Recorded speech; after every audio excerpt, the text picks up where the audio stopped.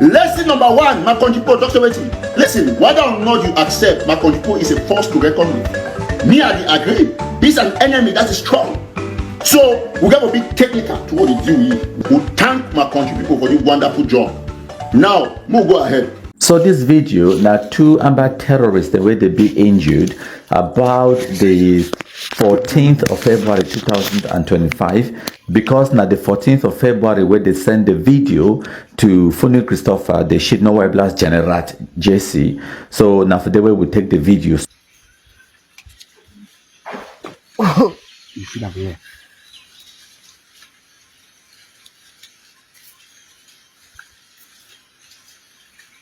Yeah, that's okay. You play. Yes, that's everything. So my country people them, this video, now one of the videos that we take come from Ambazonia terrorist, so-called General JC for ATF, where your real name Nafoni Christopher. So after we kumkumaisi, we get access to your phone, and as we know, the Cameroon military, they need to fight them, Ambazonia terrorism. Now me and you, they fight them. So they just take their phone, they go live out for a day, and even if they exploit them, you and me will not ever know what way they happen. But because of me and my hard work, where they put them in the background, I did try my best for get information out of that phone so that we could tap and use them for the public, because some of this information the public need for know, for get closure, for understand who be who did terrorize who be now the person where it is shown for community. Now you did send information for the Amba terrorism. When motor pass, they call them, tell them all of that details that we need for know. It is not enough for gendarme and military or whoever or police for just go arrest some person. When I want say one day they just can't arrest some person for Cartier. When I started talk say innocent civilian, some kind of things that they were justice is not just supposed to be done. But justice, it get to be seen to be done, because that one that now it been at a deterrent way, it will make people they know say, what way you do, and so it will get consequences. It will deter people then for continuing to do the same bad behavior. So now why that way the public knowledge it be so important, and now why that way I did try my best in the background. I wish say I be there on the ground for Cameroon, for Bamenda, for Boya, for Phil Waka, all these places them, so that if I take authorization, I enter inside that B camp, take the mobile phone, then we exploit them, so that when I go when a wealth of knowledge where it there inside that phone for understand the atrocities them, these things the way that they happen for una. I go take my time, I do a presentation for una for the details of the other audios, conversations and videos the way they did inside our group. Even this fool for the way he call himself, say being a deputy president for EGOFC or whatever, Julius Nyi, your conversation with so-called General JC and all those kind of things. Now, information that way we supposed for bring them to una, make una understand what way they transpire in the Anglophone zone. Una go learn some details and una go get a grasp of the reality of what way they happen on the ground inside Cameroon. So I did take my time to do some investigation in the background. When the time be ready, I would release these kind of videos them and the details them for now small as time goes on, as I process them and as I receive them, because are they abroad, are they for London. So because they are be far removed, are they abroad, are they rely on the people the way they on the ground for give me the information, and me I they also give them information. But for this particular information where it they inside JC phone, obviously I not get the phone, so I only get the information as it be available and it be sent to me. If I request them, if I request some specific conversation before they go send them for me, but for say they go shouldn't woke up say me they exploit the phone them, then they send me the details and it be difficult. So we go only work with the information where we get them. When I stay tuned, more information they come. The shit no white blast so-called Capo Daniel and the other idiots they would they work at the talk say, oh countryman, other nonsense. They have no idea what way me I know. The information I know we def my belly. Now just say I not get the time. 24 hours for one day no be enough for me for process this information. First of all, you get to receive them, you get to archive them, you get to collate them, you get to index them, and then before you analyze them, and then before you prepare them now, before you release them, it takes a toll. It is a lot of work, my contributor. And for 24 hours or one day, no be easy thing. It no be enough. I need like 300 hours for one day just for do the things the way I think I need for do them in one day. And I still get my full-time job where I hustle for try to pay my mortgage and try to put chop for my family table. I get family for look after. I get other things that they go on in the background. This one what they even do for this Amba thing that just like 20, not even not like 10 to 12% of my time where I invest time for this thing. Just imagine if I will put 100% of my time, then when I foresee how much we don't destroy Ambazona terrorism. Lesson number one, my contributor, Dr. Waiting. Listen, whether or not you accept my contributor is a force to reckon with. Me, I agree. He's an enemy that is strong. So we got to be technical to what he do. We thank my contributor for this wonderful job. Now, we'll go ahead. Goes on, but you've written about the abrogation of the federalism in Cameroon. How did it go? Aijo is accused of having unilaterally, in a very dictatorial manner, engaged in this process.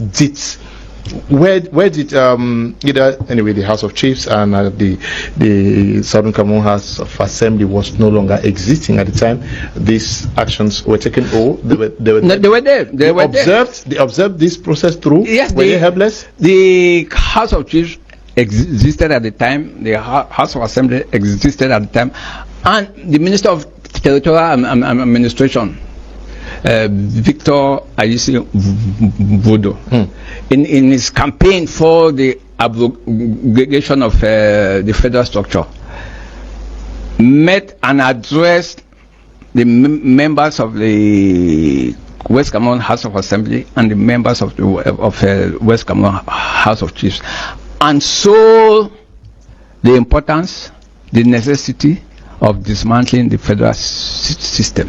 They all accepted it. So for us nowadays to say, oh, Ahidjo imposed that, I've heard people say Ahidjo was a dictator and therefore nobody could have opposed it. But again, Ahidjo, as politically clever as he was, the Constitution at the time, Article 2, said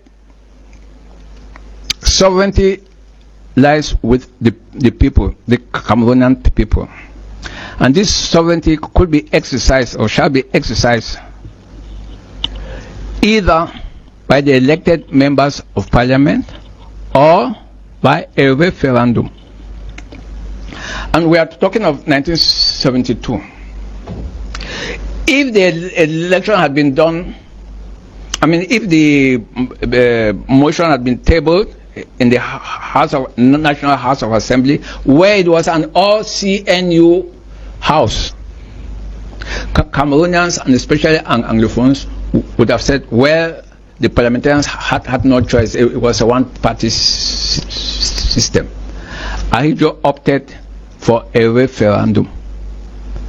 And the vast majority of Cameroonians, both Anglophones and Francophones, overwhelmingly voted to abrogate the federal system. Be it those who campaigned from Professor Bernard Folong, Mr. Nzo Ekangaki, Estimuna, Foncha, Mbile, Indeli, Elangwe, all of them campaigned for the abrogation of the federal system. Only a handful of UPC militants campaigned against it. Yeah, but how do you explain that we say Ahidjo did it in a very dictatorial fashion, yet we have Anglophones who went campaigning for it to be abrogated? Were they not very comfortable with it? Because almost many persons will say, we were good as a federal structure, our educational system was preserved, our legal system was preserved, but is it not shocking to see that it is Anglophones who went? His campaign and speeches are there. Genuine, authentic photographs of him campaigning are there. His audio recorded campaign speeches are there. So that is why I always insist that please base your facts, base your interpretation on authentic evidence, and that is what makes history. Who campaigned where? For instance, there were two campaign teams, one for the southwest, one for the northwest. It so happened that all those for the northwest campaign team were politicians from the northwest, and those from the southwest were politicians from south. And Joa was put in the southwest team initially, but he refused and moved up to the northwest team. So you had Joa, Muna, Foncha, the principal one, campaigning in Junikom, in Bello, in Kumbu, in Bamenda, in Bengui, and the photographs are there. The recorded campaign speeches are there. While in the southern zone, you had Indeli, Mbile, Elangwe, and of course, the CDC and trade union campaign in support of it. The teachers wanted it because of the salary situation.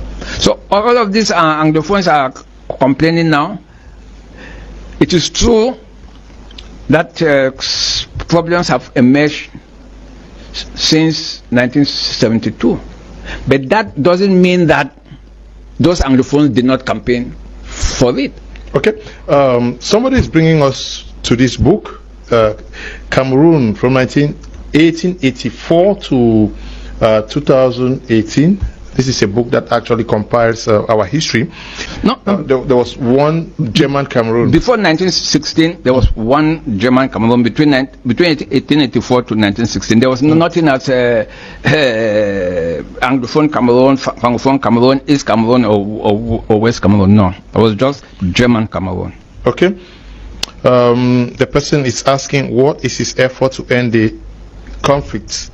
And then he said, what was on the paper Ahijo presented to Foncha? What Ahijo presented to Foncha in May 1961 was the draft constitution of the Federal Republic of Cameroon, which Ahijo presented to the delegation of Southern Cameroons and the delegation of the Republic of Cameroon in Fumban on the 17th of July 1961. So the delegates from Southern Cameroons, most of them were seeing that draft for the first time. Okay. Okay. And I was surprised to realize that they were saying it for the first time, because Dr. E.M.L. Indeli made it very clear. The records are there. His opening statement is there. Some of us are saying this for the first time. Okay, there's another question. Good evening. In the studio, wish to be clarified by the Prof about the complexity of not conducting the plebiscite as one for both British Northern Southern Cameroons. One decision of the Mina Simon Agreement attached this territory to Nigeria. So was it logical for these territories to gain independence as one? Initially, the politicians of British Northern Cameroons and the politicians of British Southern Cameroons work hand in hand. But in 1922, the British realized that a single administration of the British Cameroons would be very, very difficult for them, because the territory was disjointed. So it would be much easier for British, for the UK to administer British Northern Cameroons as part of the northern provinces of Nigeria, and later on part of the northern region of Nigeria, and Southern Cameroon as part of the southern provinces of Nigeria and later the eastern region of Nigeria for administrative purposes. And the League of Nations authorized the British to do that. So the standard of political development between British Northern Cameroon and British Southern Cameroon was very different, to the extent that British Southern Cameroon was politically more mature, politically more advanced than British Northern Cameroon. Therefore, since the underlying British policy, which we have not talked on much, was that British Cameroons, both North and South, should achieve independence by joining Nigeria. So the British subtle policy all along, from 1922 right up to 1960, was to ensure that British Cameroons, that is both Northern Cameroons and Southern Cameroons, should achieve independence as part of Nigeria. Okay. And doing the plebiscite separately, and more importantly, counting the votes separately, would ensure that British Northern Cameroon, at least British Northern Cameroons, should achieve independence by joining Nigeria. This was especially so because Ahmadu Ahidjo was not really very excited with reunification. Initially, he was not.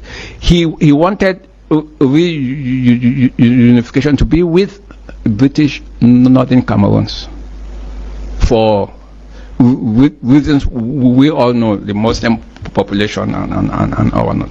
If that was not possible, he wanted Southern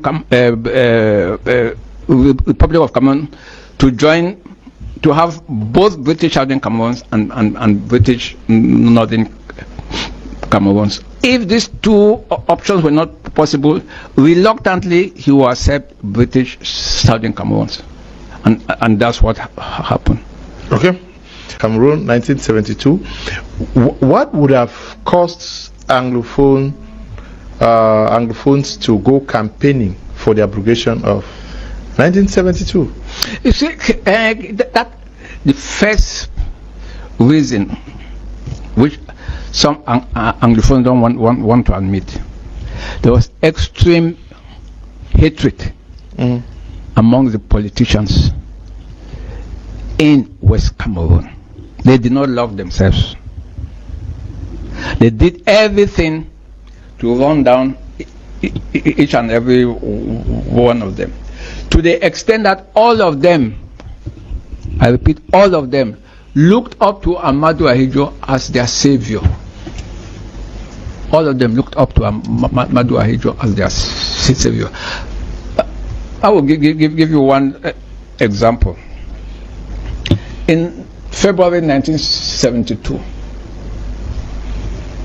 Augustin Ngomjwa wrote a confidential letter to Ahmadu Ahidjo, pleading with Ahmadu Ahidjo to come and save him, come and protect him, or else he will be killed.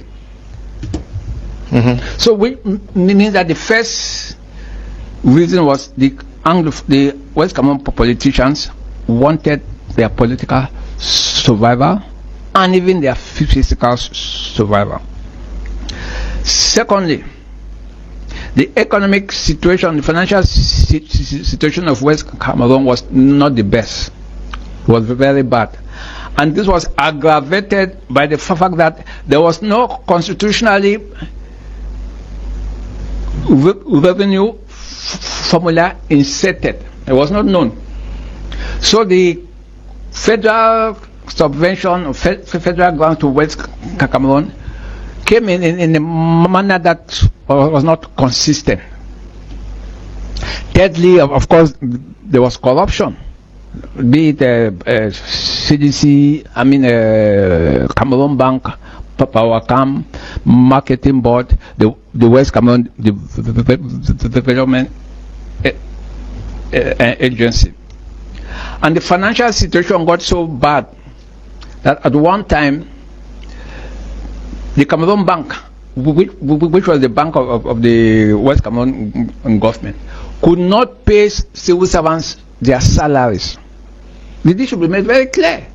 Could not pay civil servants their salaries.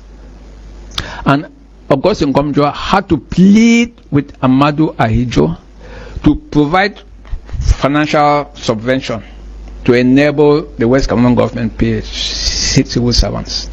And in one of Ahidjo's letters or replies to Augustine Nkunda, who was PM, he said, please keep your financial house in order. Keep your financial house in order.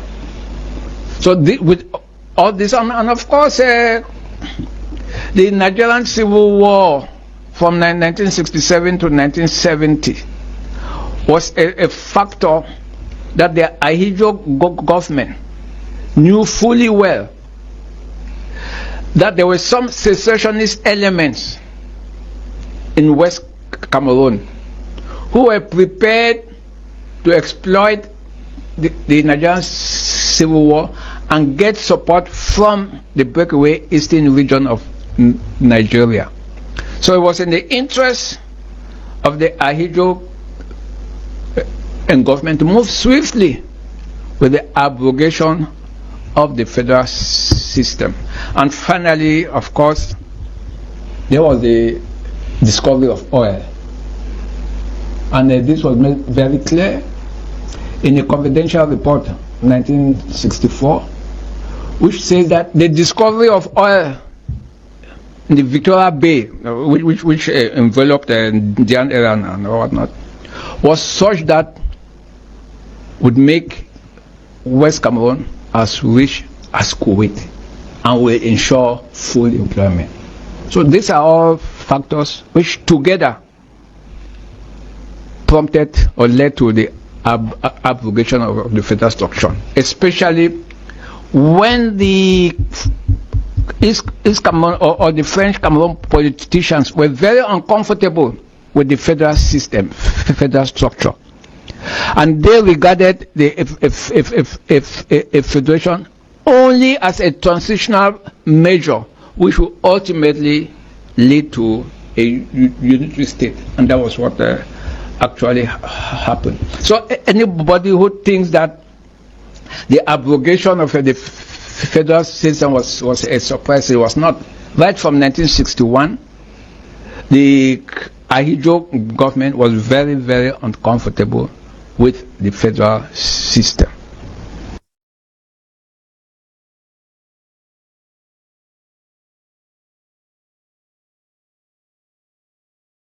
Lesson number one, my country people, Dr. Weti. Listen, whether or not you accept my country people is a force to reckon with. Me, I agree. He's an enemy that is strong. So, Ambazonians will thank my country people for the wonderful job. Now, we'll go ahead. Lesson number one, my country people, Dr. Weti. Listen, whether or not you accept my country people is a force to reckon with. Me, I agree. He's an enemy that is strong. So, we got to be technical to what they do here. We'll thank my country people for the wonderful job. Now, we'll go ahead. Edwin Gang. This is me, Sama Thomas. Edwin Gang. I've been in Europe now for almost 20 years. Meaning, I've fought many battles with you, Edwin Gang, and the A of R about who is heading to. Edwin Gang, when I was back home, you guys were calling us in the SCNC that were sellouts, that were La Republic's agents.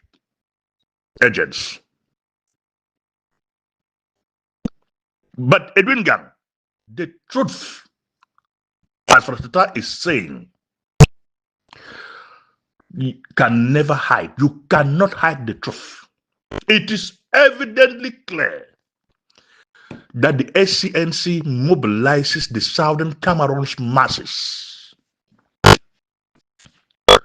to rise up where we are today, thanks to the effort of the SCNC, thanks to foot soldiers like myself, Edungang, who defy all the odds.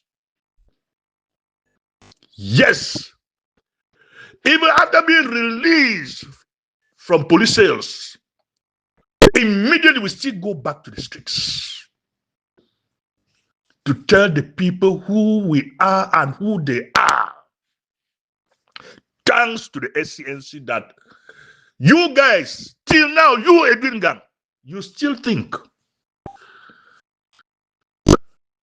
that the A of R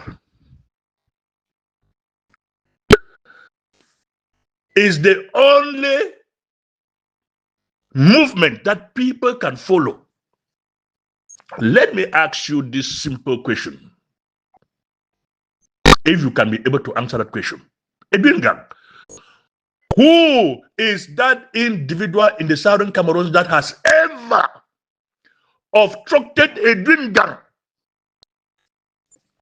and Gojijinka from organizing the masses, from selling their ideology to the masses? Who is that individual that has obstructed you, Edwin Gang, from doing so?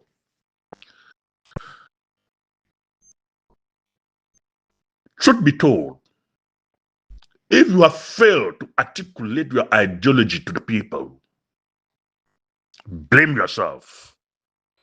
Don't go about blaming people who have nothing entirely to do with your lazy attitude. Since 2016, Edwin Gang, how many town hall meetings have you organized, or have the A of R organized to sensitize, let me put it, their own political base? The SCNC, let me put it that way, though we style it Southern Cameroonians in Belgium and Southern Cameroonians in Europe. But thanks to the footstool prepared by the SCNC, that we sprang from it to organize the European Conference of March and April 2017, which we use our money as individuals and countries to foot for the bills of even you, Edwin Gang, for the A of our Senate representation, which we paid for their transportation. Have you people in A of R, Edwin Gang, ever organized a conference and pay people's transport from east to west, from the United States, from Africa, elsewhere, to attend such a conference? Have you people ever done it, Edwin Gang? You guys have never done it, but you want to sell your ideas. How can you sell your idea of which you cannot organize a conference and call other Southern Cameroonians to come and sit and listen to whatever ideology you have to sell to them? In your failure, when you people fail, instead of admitting the fact that you failed, you tend to blame others who have been doing their utmost best to organize the masses. Edwin Gang, the IG or any other movement, like the egg of sea, are just offshoots of yesterday. Have you ever sat down, Edwin Gang, and you ask yourself, why is it that the A of R is the oldest movement? Let me put it that way. The oldest movement, if not come in this struggle. Why are you people lagging behind? Have you ever asked yourself that question? Until you sit down, ask yourself this question: why is it that the A of R is the oldest movement in this struggle, but the least populated, the least That ideology has not been sold to the masses. When you ask yourself this critical question and you arrive at that answer, you will know what to do, and you will not blame other Southern Cameroonians for being your failure. You blame the SCNC and accuse the SCNC of being sellouts. For Ngalamfo, it's in Kondengi, a sellout. Many other Southern Cameroonians of the SCNC platform are in Kondengi and other prisons in the Southern Cameroons, and Douala in Larpun Cameroon, like Bavsam, are sellouts. But they are seated in prison.